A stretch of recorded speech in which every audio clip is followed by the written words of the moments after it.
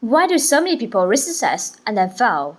One of the big reasons is we think success is a one-way street, so we do everything that leads us to success. But then we get there, we think we made it. We sit back at our comfort zone when actually stop doing everything that made us successful. And it doesn't take long to go downhill. And I can tell this happened because it happened to me. When reaching success, I worked hard, I pushed myself, but then I stopped because I figure, I made it. I can just sit back and relax.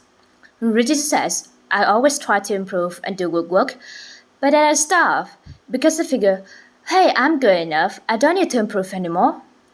Reggie says, I was pretty good at coming up with good ideas because I did all these simple things that lead to ideas, but then I stop because I figured I was a hot guy, I shouldn't have to work at ideas, they should just come like magic.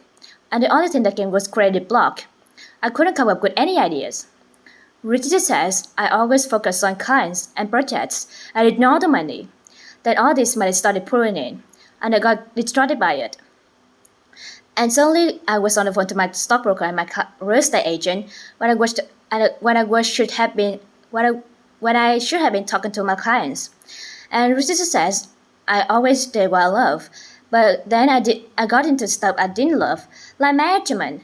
I'm the worst manager. But I figured should be doing it because I was, after all, the president of the company.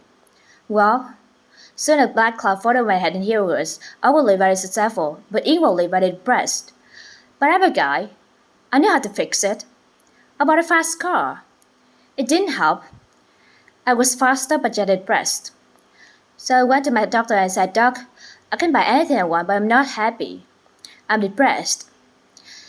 It's true what I say I didn't believe until it happened to me.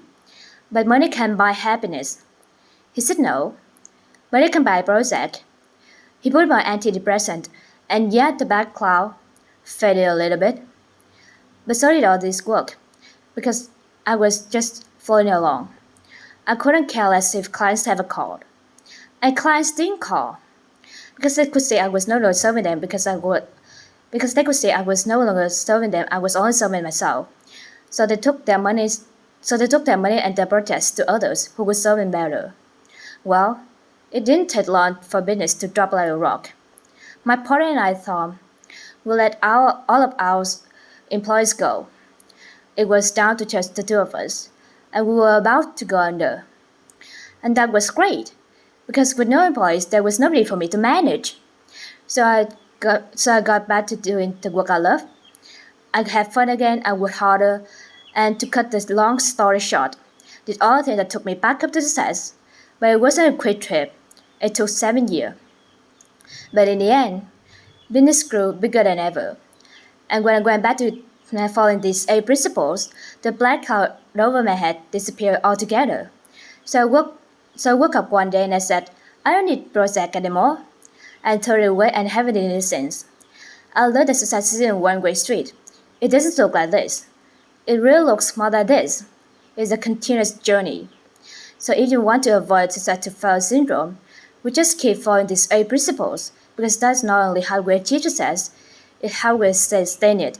So here's to your continuous success. Thank you very much.